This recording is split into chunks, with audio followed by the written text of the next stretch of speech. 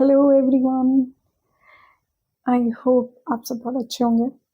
आज मुझे थोड़ी सी ओवर थिंकिंग हो रही है क्योंकि मैंने 2-3 ऐसे केसेस देख लिए कि जिसमें सबका सी सेक्शन हो रहा है। आई डोंट नो क्या रीज़न है। सब बट अपना बेस्ट देते हैं कि कोई नहीं चाहता यार कि मतलब उनकी नॉर्मल डिलीवरी ना हो, बट स्टिल मतलब कुछ ऐसी मतलब सिचुएशंस हो जाती हैं तो उनको मूव होना पड़ता है सी सेक्शन की तरफ, या फिर डॉक्टर ही सजेस्ट कर देते हैं कि सी सेक्शन ही होगा। फिर उसमें मतलब फैमिली या फिर आप कुछ नहीं कर सकते हो, बट 90% केसेस ऐसे ही हैं जिसमें सी सेक्शन ही हो रहा है। जैसे मैंने अभी भारती वाला ब्लॉग देखा था उनका, तो उन्होंने भी ये बोला कि मतलब वो तो पूरा एक्टिव थी। उन्होंने ये बोला कि थ्रू आउट प्रेगनेंसी वो वर्किंग थी, सब काम किया, योगा भी किया, बट लास्ट में उनका ऐसा हुआ था कि बेबी ने हेड डाउन नहीं किया था, तो जिसकी वजह से उनको लास्ट मोमेंट पे सी सेक्शन करना पड़ा। एंड देन आपने युविका का सुना होगा, भी उनकी बेबी गर्ल हुई है। उनका भी कुछ ऐसे सीन था कि कोई प्रॉब्लम हो गई, एंड आई डोंट नो उनका नॉर्मल हुआ या सी सेक्शन हुआ। आप लोग कंफर्म करो कि किसी ने देखा हो तो उनका। बाकी कि आप बताओ कि आपका एक्सपीरियंस क्या है कि लास्ट मोमेंट पे आके क्या रीजंस हो सकते हैं जैसे सी सेक्शन हो सकता है। मैंने एक अपनी फ्रेंड से भी कंसल्ट किया था, एंड देन उनका कहना ऐसा था कि मतलब एक तो यही होता है कि बेबी अगर बिल्कुल ही मूडी हो जाए, मतलब वो अगर हेड डाउन नहीं करता है, तो बिल्कुल चांसेस नहीं होते हैं सी सेक्शन के। तो this is not in our hand, so we can not do anything in this situation. बहुत सारे व्लॉग्स मैंने देखे कि उनका डायलेशन नहीं होता, तो उस वजह से भी सी सेक्शन करना पड़ता है, क्योंकि डायलेशन ही नहीं होगा तो नॉर्मल डिलीवरी कैसे होगी।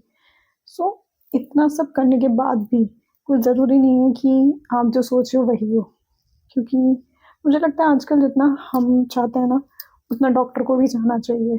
डॉक्टर जितना सपोर्टिव रहेंगे आपके साथ, उतना ज़्यादा मतलब हेल्प मिलती है उस पेन को आप मेंटली या फिर फिजिकली जो भी आप सहते हो। आप लोग सजेस्ट करो कि क्या करना चाहिए, कि कौन कौन से आपके साथ क्या सिचुएशंस हुई हैं कि मतलब ये सिचुएशन हो गई, सब कुछ ठीक था बट ये हो गया तो उसकी वजह से हमको सी सेक्शन करवाना पड़ा। ऐसे बहुत सारे केसेस हैं। ये किसी की गलती नहीं है कि यार सी सेक्शन करा दिया, तो डोंट ब्लेम एनीवन कि ऐसा हो जाता है तो यार उसका तो सी सेक्शन हुआ, मेरा नॉर्मल क्यों नहीं हुआ। तो इट इज़ ओके, जो जैसा लिखा है ना वो वैसे ही होगा आपके साथ, तो रिलैक्स। बहुत सारे ऐसे सेलेब्स हैं या फिर नोन भी हैं जो मतलब पहले तो देखते थे कि सबके ही नॉर्मल डिलीवरी हो रही है, तो मुझे लगता है उसमें डॉक्टर का भी बहुत बड़ा रोल होता है कि वो कैसे आपको ट्रीट कर रहे हैं। क्योंकि अगर आपने सही गायनिक नहीं चुनी है, फिर बहुत डिफिकल्ट हो जाता है, क्योंकि आपका मोरल ही डाउन हो जाता है। ये फिजिकल एक्सरसाइज नहीं है, मुझे लगता है ये फिजिकल 50% और फिजिकल आपका मेंटल भी है। तो अगर डॉक्टर ही आपको पुश नहीं करेंगे कि ये सब हो जाएगा, इट इज़ ओके, आपको भी हिम्मत नहीं आएगी, क्योंकि बहुत सारे थॉट्स चलते हैं उस टाइम पे। बहुत लोगों के साथ ऐसा होता है कि वो चाहते हैं कि नॉर्मल डिलीवरी हो जाए। सभी चाहते हैं यार, फैमिली मेंबर्स ये चाहते हैं कि बॉडी को कौन अपना हार्म करना चाहता है। It is okay. और क्या होता है ना, मेंटली सब आसपास के लोग कहने लगते हैं कि यार ये कर लो, नॉर्मल नॉर्मल हो जाएगा, अरे उसने वो नहीं किया था इस वजह से नॉर्मल नहीं हो पाया। सो मुझे लगता है हर कोई चाहता है कि सब चीज़ें अच्छे से स्ट्रीमलाइन रहें सबके साथ, बट लास्ट मोमेंट पे अगर ऐसा कुछ भी डिसीजन होता है तो इट इज़ ओके। आपको टेंशन नहीं लेनी है, क्योंकि बहुत मैंने देखा है कि पोस्ट जो डिप्रेशन होता है वो बहुत ज़्यादा मतलब वो आप किसी को शो नहीं कर सकते हो, बट इट इज़ रियल, क्योंकि आपको ही सब सुनना है। सो फिजिकल एक्टिविटीज़ के साथ साथ आप अपनी मेंटल स्टेबिलिटी को भी बढ़ाओ, क्योंकि अगर फ्री जैसे मैं ओवर थिंकिंग बहुत कर लेती हूँ, तो अगर एक थॉट हुआ तो उसके साथ वो मल्टीपल थॉट्स बनते रहते हैं। अगर एक नेगेटिव थॉट्स मल्टीप्लाई बाय 50 हो जाता है, फिर वो मल्टीप्लाई बाय 50, तो उसकी जो मतलब जो वेटेज है वो बहुत बढ़ जाता है। सो आप लोग अपना किस्सा शेयर करो कि किसी का ऐसा है कि यार ये रीज़न था, सब कुछ ठीक था बट ये रीज़न की वजह से हमारा ये हो गया। सो ऐसे क्या होता है ना कि हमें स्ट्रेंथ मिलती है कि ये सब चीज़ें भी हो सकती हैं। और आजकल बहुत सारे फैक्टर्स हैं, लाइफस्टाइल हो गया, खाना पीना हो गया, हम कितना ही सही कर ले अब, जो हमने पहले खाया मतलब प्रेगनेंसी से पहले, वो भी तो हमारी बॉडी में इम्पैक्ट करता है। कोई ज़रूरी नहीं है जो हम 9 महीने में खा रहे हैं वही इम्पैक्ट करता है।